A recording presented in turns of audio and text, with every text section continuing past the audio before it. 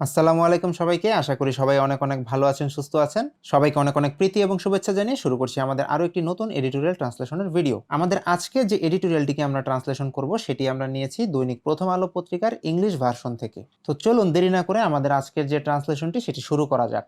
লক্ষ্য করুন আমাদের আজকের যে টাইটেল সেটি হচ্ছে আনরেগুলেটেড পটেটো সেলস। লক্ষ্য করে দেখুন আনরেগুলেটেড এই শব্দটির অর্থ কিন্তু অনিয়ন্ত্রিত। তাহলে অনিয়ন্ত্রিত পটেটো বা আলু আর সেলস মানে হচ্ছে বিক্রয়। তাহলে কি হয়েছে এই টাইটেলের অর্থ? অনিয়ন্ত্রিত আলু বিক্রয়। Farmers and consumers interest should be prioritised.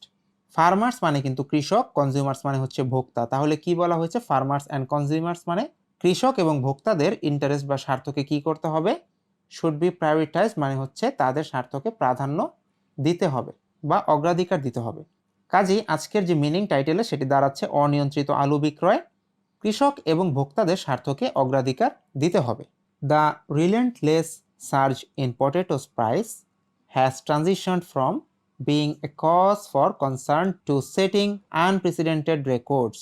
Relentless বলতে যেটিকে বোঝানো হয় সেটি হচ্ছে মানে যেটির কোনো বিরতি নেই এরকম। তার মানে হচ্ছে এটি লাগামহীন হয়ে গিয়েছে। কোন জিনিসটি? এই যে সার্জ বা অভ্যুত্থান যেটি রয়েছে। কিসে অভ্যুত্থান হয়েছে? ইন পটেটো প্রাইসেস বা আলুর দামে যে অভ্যুত্থান হয়েছে সেটি। তার মানে আলুর দাম যে বেড়ে যাচ্ছে দিনকে দিন সেটির কথা বলা হয়েছে। Has transition. লক্ষ্য করে দেখুন ট্রানজিশন বলতে কি বোঝায়? ট্রানজিশন বলতে বোঝায় পরিবর্তন। তাহলে কিসে পরিবর্তন হয়েছে? ফ্রম মানে একটি জিনিস থেকে আরেকটি জিনিসে পরিবর্তন হয়েছে। কিসে পরিবর্তন হয়েছে? Being a cause for concern. তার মানে এটি কি ছিল এতদিন? কজ ফর কনসার্ন বা উদ্বেগের কারণ ছিল। সেখান থেকে কি হয়েছে? এই যে টু মানে কি হয়ে গিয়েছে এখন? Setting unprecedented records. আনপ্রেসিডেন্টেড বলতে সাধারণত যেটিকে বোঝানো হয় সেটি হচ্ছে অভূতপূর্ব বা যেটি আমরা আগে দেখিনি এরকম। কাজে এমন সব রেকর্ড হয়ে গিয়েছে যেটি আমরা আগে দেখিনি। এখন আমরা এই সেন্টেন্সটিকে যখন ভাবানুবাদ করার চেষ্টা করব তখন আমরা কি লিখতে পারি? আমরা লিখতে পারি যে আলুর বাজার লাগামহীন হতে হতে সব রেকর্ড ছাড়িয়ে গেছে। পোটেটোস আর কারেন্টলি ফেচিং প্রাইসেস। তার মানে হচ্ছে কারেন্টলি এটির অর্থ কিন্তু বর্তমানে। তাহলে পটেটো বা আলু বর্তমানে কি হচ্ছে? ফেচিং প্রাইসেস মানে এমন একটি প্রাইস বা মূল্যে এসে ঠেকেছে। রেঞ্জিং ফ্রম রেঞ্জ মানে কিন্তু পরিসর মানে সর্বনিম্ন আর সর্বোচ্চ। তাহলে কত থেকে কতর ভিতরে এখন আলুর দাম ঘোরাফেরা করছে? টাকা 65 টু টাকা 70 মানে 65 থেকে 70 টাকার ভেতরে পার কিলোগ্রাম বা প্রতি কেজি। কোথায়? In Dhaka's retail market. Retail market মানে কিন্তু খুচরা বাজার। তাহলে আমরা কি লিখতে পারি? ঢাকার খুচরা বাজারে কেজি প্রতি আলু 65 থেকে 70 টাকায় বিক্রি হচ্ছে। তাহলে এই দুটি সেন্টেন্স থেকে আমরা যে মিনিংটি পেলাম, আলুর বাজার লাগামহীন হতে হতে সব রেকর্ড ছাড়িয়ে গেছে আর ঢাকার খুচরা বাজারে কেজি প্রতি আলু 65 থেকে 70 টাকায় বিক্রি হচ্ছে। লক্ষ্য করুন ডেসপাইট শব্দটির অর্থ কিন্তু সত্ত্বেও। কি সত্ত্বেও? ভ্যারিয়াস বা বিভিন্ন, আর অ্যাটেম্প্ট মানে কিন্তু চেষ্টা বা প্রচেষ্টা। তাহলে বিভিন্ন চেষ্টার পরেও বা প্রচেষ্টার পরেও বা সত্ত্বেও কিসের প্রচেষ্টা? টু কন্ট্রোল বা নিয়ন্ত্রণের যে প্রচেষ্টা রয়েছে সেটি। দিস প্রাইস সার্জ অর্থাৎ এই যে প্রাইস বা মূল্যের যে সার্জ বা বৃদ্ধি সেটিকে কি করার? নিয়ন্ত্রণ করার যে প্রচেষ্টা বিভিন্ন সরকার নিয়েছে সেটি সত্ত্বেও কি হয়েছে? দ্য গভর্নমেন্ট বা সরকার হ্যাজ রিসর্টেড। লক্ষ্য করে দেখুন রিসর্টেড এর মানে কিন্তু আশ্রয় নেয়া। তাহলে সরকার আশ্রয় নিয়েছে, এটি কিন্তু প্রেজেন্ট পারফেক্ট টেন্সে করা হয়েছে। আপনারা জানেন যে মাত্রই হয়েছে এই ধরনের কাজ বোঝাতে আমরা প্রেজেন্ট পারফেক্ট টেন্স ব্যবহার করে থাকি। তাহলে হ্যাজ রিসর্টেড বলতে বোঝানো হচ্ছে সরকার বেছে নিয়েছে কি বা আশ্রয় নিয়েছে কি? Two importing potatoes. ইম্পোর্ট মানে হচ্ছে আমদানি করা। তাহলে সরকার কি বেছে নিয়েছে? পটেটো বা আলু আমদানির পথ বেছে নিয়েছে। দিস ডিরেগুলেশন, লক্ষ্য করে দেখবেন যে ডিরেগুলেশন এর অর্থ কিন্তু নিয়ন্ত্রণহীনতা। কিসের নিয়ন্ত্রণহীনতা? অফ দ্য পটেটো মার্কেট মানে আলুর যে বাজার রয়েছে সেখানে আপনার এই নিয়ন্ত্রণহীনতা যেটি রয়েছে হ্যাজ পারসিস্টেড। হ্যাজ পারসিস্টেড এর অর্থ কিন্তু বিদ্যমান থাকা, কারণ পারসিস্ট মানে হচ্ছে স্থায়ী অবস্থায় থাকা বা বিদ্যমান থাকা বা অব্যাহত থাকা। তাহলে হ্যাজ পারসিস্টেড মানে কিন্তু অব্যাহত রয়েছে। কি অব্যাহত রয়েছে? ফর দ্য পাস্ট 2 মান্থস, অর্থাৎ আলুর বাজারের যে নিয়ন্ত্রণহীনতা রয়েছে গত 2 মাস ধরে সেটি অব্যাহত রয়েছে। ইন অ্যান অ্যাটেম্পট, অ্যাটেম্পট মানে কিন্তু প্রচেষ্টা, আপনারা জানেন। কিসের প্রচেষ্টা? Two carb. কার্ব মানে কিন্তু দমন করা। তাহলে কিসের প্রচেষ্টা? এই যে দমন করার যে প্রচেষ্টা। This shoring prices.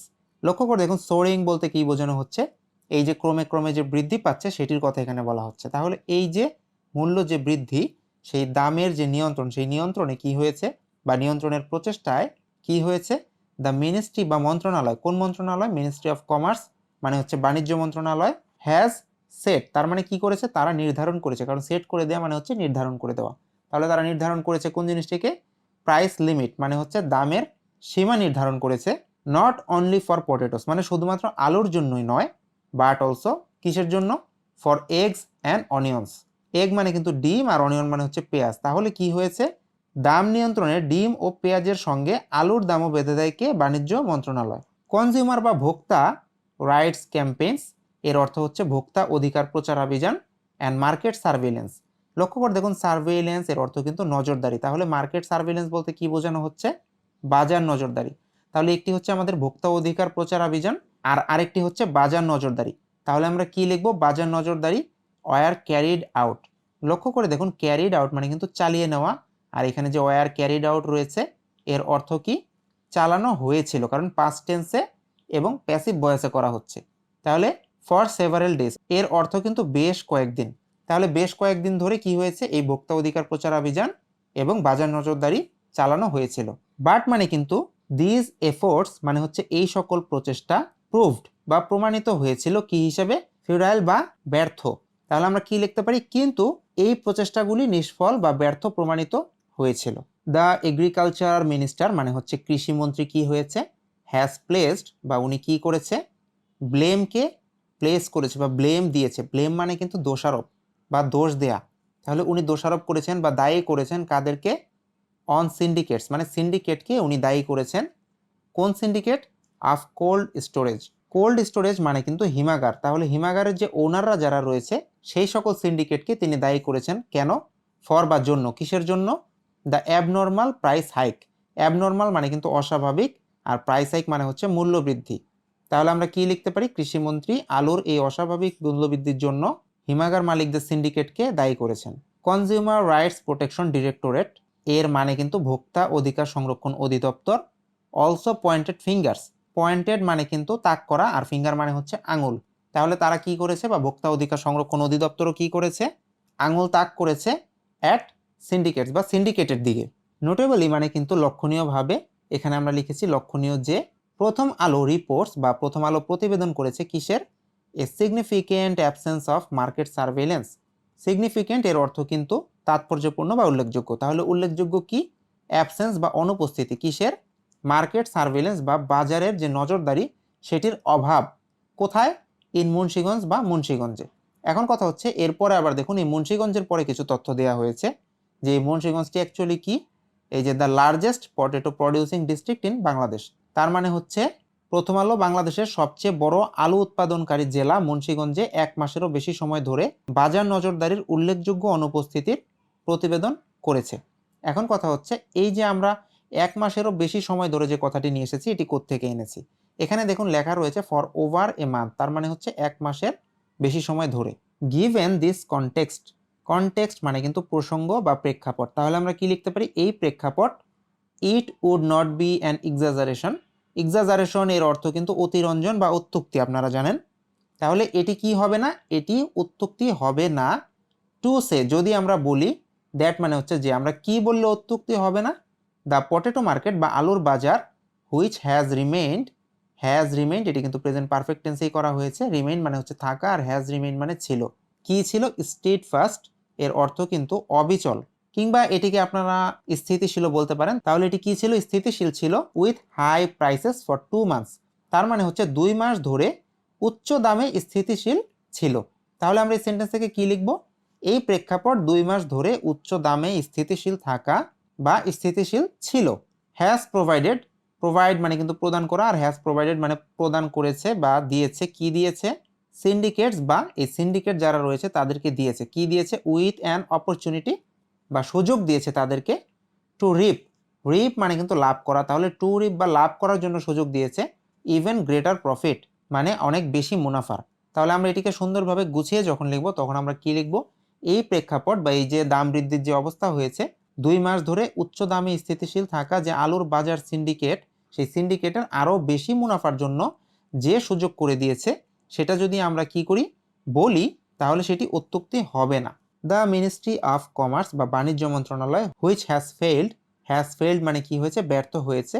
হুইচ মানে হচ্ছে যেটি, যেটি কি হয়েছে, ব্যর্থ হয়েছে। কি করতে, টু সুপারভাইজ মানে হচ্ছে তদারকি করতে, ইফেক্টিভলি বা যথাযথভাবে। তাহলে আমরা এই সেন্টেন্স থেকে কি লিখব, আমরা লিখব যে বাণিজ্য মন্ত্রণালয় কি হয়েছে, ব্যর্থ হয়েছে সুপারভাইজ করার জন্য ব্যর্থ হয়েছে। হ্যাজ অলসো স্ট্রাগলড মানে তারা কি করেছে, তারা কষ্ট করেছে বা সংগ্রাম করেছে কি করার জন্য, টু স্টেবিলাইজ, স্টেবিলাইজ মানে কিন্তু স্থিতিশীল করা, প্রাইসেস বা মূল্যকে স্থিতিশীল করার জন্য। কিভাবে, by increasing the supply of potatoes in the market, তার মানে হচ্ছে বাজার স্থিতিশীল করে দাম নিয়ন্ত্রণে নিয়ে আসা। তাহলে এই সেন্টেন্সের ওভারঅল মিনিংটি সুন্দর করে আমরা কি লিখতে পারি, আমরা লিখতে পারি তদারকিতে ব্যর্থ বাণিজ্য মন্ত্রণালয় বাজারে আলু সরবরাহ বাড়িয়ে দাম স্থিতিশীল করার ক্ষেত্রেও কি হয়েছে, ব্যর্থ হয়েছে। ডেসপাইট মানে কিন্তু সত্ত্বেও, কি সত্ত্বেও, the potato markets instability, instability মানে কিন্তু আপনারা জানেন অস্থিতিশীলতা যেটি সেটি। তাহলে ডেসপাইট মানে হচ্ছে সত্ত্বেও, কি সত্ত্বেও, দ্য পটেটো বা আলু বাজারের যে ইনস্টেবিলিটি অর্থাৎ অস্থিতিশীলতা যেটির কথা আমরা বলছি সেটি সত্ত্বেও, ওভার দ্য পাস্ট 2 মান্থস মানে গত 2 মাস যাবতই আসলে যেটি চলমান রয়েছে, দ্য ডিসিশন টু ইম্পোর্ট তার মানে হচ্ছে ইম্পোর্ট কিন্তু আমদানি, তাহলে কিসের সিদ্ধান্ত বা ডিসিশন, আমদানির যে সিদ্ধান্ত, হ্যাজ বিন ডিলেড বা কি হয়েছে, দেরি হয়েছে। তাহলে আমরা কি লিখতে পারি, 2 মাস ধরে আলুর বাজার অস্থিতিশীল থাকলেও আমদানির সিদ্ধান্ত নিতে কি করেছে, দেরি করেছে। দ্য কোশ্চেন বা প্রশ্ন দ্যাট অ্যারাইজেস ইজ তার মানে হচ্ছে প্রশ্ন যেটি এখন দাঁড়ায়, মানে প্রশ্ন হলো when new potatoes arrive in the market, arrive মানে কিন্তু পৌঁছানো বা আসা, তাহলে প্রশ্নটা কি, হোয়েন বা কখন বা যখন নিউ পটেটোস বা নতুন আলু অ্যারাইভ বা আসবে, কোথায় আসবে, ইন দ্য মার্কেট বা বাজারে আসবে, কবে, আফটার এ মান্থ বা 1 মাস পরে। এই যে এখানে আমরা এটি লিখে দিয়েছি 1 মাস পরেই যখন বাজারে নতুন আলু উঠতে শুরু করবে। হাউ রিয়েলিস্টিক বা কতটা বাস্তবসম্মত, কারণ রিয়েলিস্টিক এর অর্থ কিন্তু বাস্তবসম্মত, কতটা বাস্তবসম্মত কি, ইজ দ্য ডিসিশন বা সিদ্ধান্ত টু ইম্পোর্ট বা আমদানি করার। তাহলে প্রশ্ন হলো 1 মাস পরেই যখন বাজারে নতুন আলু উঠতে শুরু করবে তখন আমদানির এই সিদ্ধান্ত কতটা বাস্তবসম্মত। নোটেবলি বা লক্ষণীয় যে দ্য গভর্নমেন্ট বা সরকার হ্যাড প্রিভিয়াসলি ডিসাইডেড, প্রিভিয়াসলি মানে কিন্তু আগেও, আর হ্যাড ডিসাইডেড মানে তারা কি নিয়েছিল, সিদ্ধান্ত নিয়েছিল বা চিন্তা করেছিল কিসের, টু ইম্পোর্ট এগস, ইম্পোর্ট মানে হচ্ছে আমদানি, কি আমদানি করবে তারা, এগস বা ডিম। And even after a month and half, even মানে কিন্তু যদিও, তাহলে এখানে ইভেন আফটার বলতে যেটি কি বোঝানো হচ্ছে, যে এই যে a month and a half তার মানে হচ্ছে 1.5 মাস, কারণ 1 মাস এবং আরো অর্ধেক মাস মানে 1.5 মাস, তাহলে 1.5 মাস পেরিয়ে যাওয়ার পরও কি হয়েছে, not a single egg has been imported মানে একটি ডিমও কি হয়নি, আমদানি হয়নি বা হয়ে আসেনি। সুতরাং আমরা লিখেছি লক্ষণীয় যে এর আগেও ডিমের ক্ষেত্রেও আমদানির সিদ্ধান্ত নিয়েছিল সরকার, 1.5 মাস পেরিয়ে যাওয়ার পরও একটি ডিমও আমদানি হয়ে আসেনি।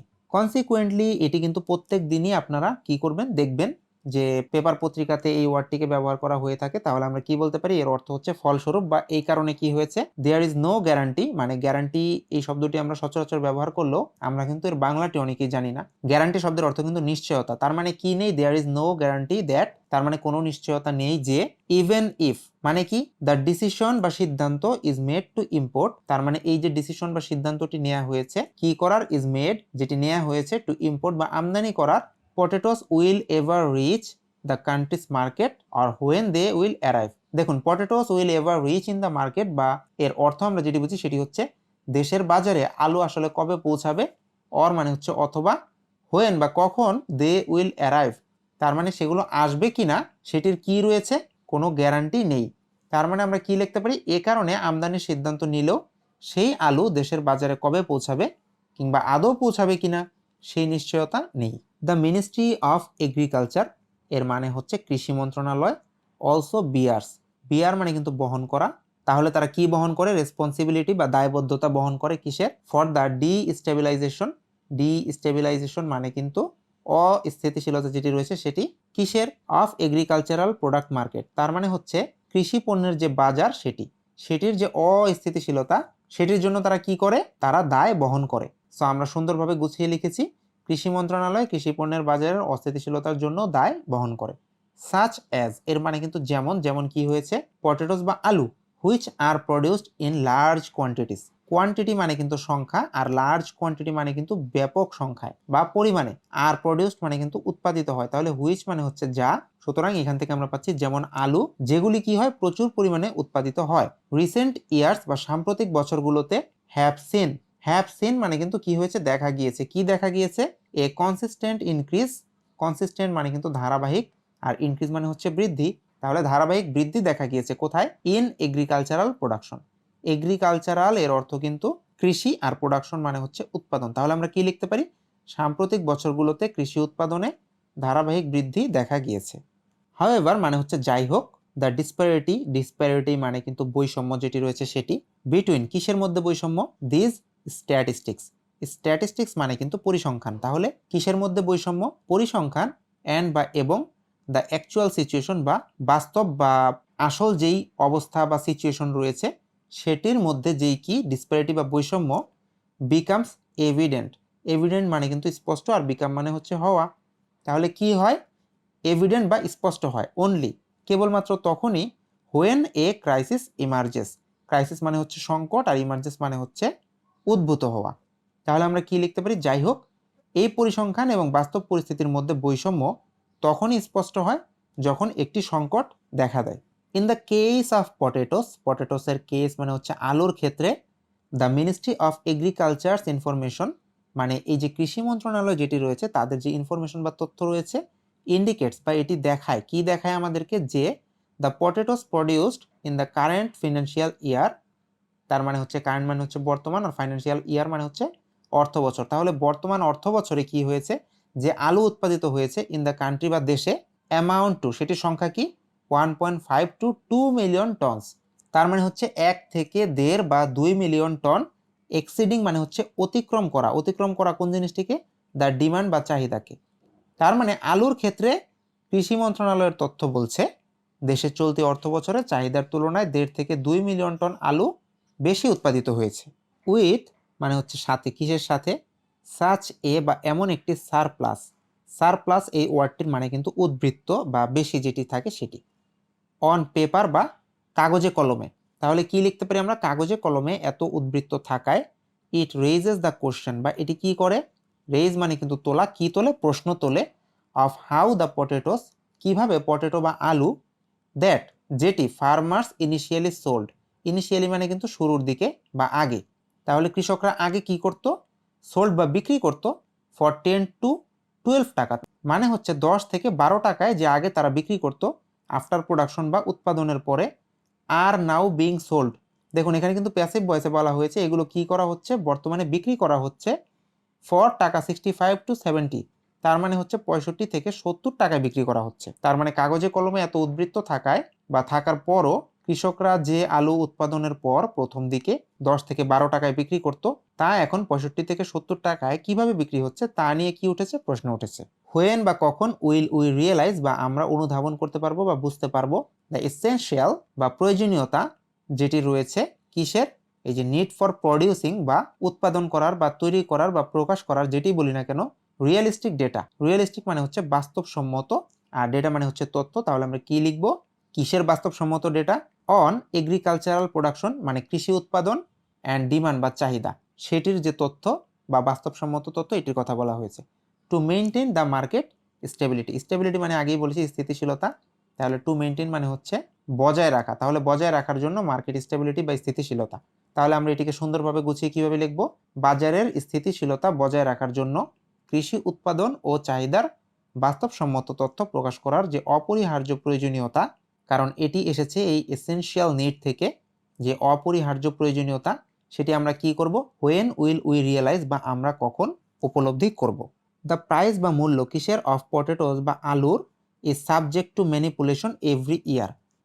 সাবজেক্ট টু ম্যানিপুলেশন বলতে যেটি এখানে বোঝানো হচ্ছে সেটি হচ্ছে এই যে কারসাজি বা ম্যানিপুলেট যেটিকে আমরা বলে থাকি সেটি। তাহলে আলুর দাম নিয়ে প্রতি বছরই কি হচ্ছে, কারসাজি চলছে বা হচ্ছে। Primarily occurring at the cold storage stage, তার মানে দেখুন প্রাইমারিলি বা প্রাথমিক পর্যায়ে এটি কোথায় হয়, অকারিং বা ঘটে কোথায়, at the cold storage stage, তার মানে হচ্ছে হিমাগার পর্যায়ে এই কারসাজি মূলত হয়ে থাকে প্রাথমিক স্টেজে। ইভেন এমনকি when the price of potatoes increases, তাহলে কি হয়, হোয়েন মানে হচ্ছে যখন কি হয়, দ্য প্রাইস বা মূল্য কিসের, অফ পটেটোস ইনক্রিজেস মানে মূল্য যখন বেড়ে যায় আলুর, ফার্মার্স বা চাষিরা যারা রয়েছে find themselves without significant profit, তার মানে হচ্ছে তাদের তেমন কোনো লাভ হয় না। সো আমরা লিখেছি আলুর দাম বাড়লেও কৃষকের কোনো লাভ নেই। অ্যাজ বা কারণটা কি, দে টিপিক্যালি হোল্ড মানে কিন্তু কি, ধরে রাখা বা নিজেদের কাছে রাখা, দেয়ার পটেটো বা তাদের আলু তাদের কাছে রাখে স্টক বা মজুদ হিসাবে, কোন পর্যন্ত, আনটিল মানে কিন্তু পর্যন্ত, কি পর্যন্ত, জুন মাস পর্যন্ত। অ্যাট হুইচ পয়েন্ট মানে যেই সময়ে এসে দে আর কম্পেলড টু, দেখুন কম্পেল টু এটি কিন্তু একদিকে একটা অ্যাপ্রোপ্রিয়েট প্রিপোজিশনের মধ্যে পড়ে, কারণ এর মানে কিন্তু বাধ্য। তাহলে তারা কি হয়, তারা বাধ্য হয় টু সেল বা বিক্রি করতে তারা বাধ্য হয় অ্যাট লোয়ার প্রাইসেস, মানে কম দামে তারা ওই সময় মূল্য বা সেই কম মূল্যে তারা বিক্রি করতে বাধ্য হয়। তাহলে আমরা কি লিখেছি, কেননা তাদের কাছে আলু থাকে মূলত জুন মাস পর্যন্ত, সে সময় তারা কম মূল্যে আলু বিক্রি করতে বাধ্য হন।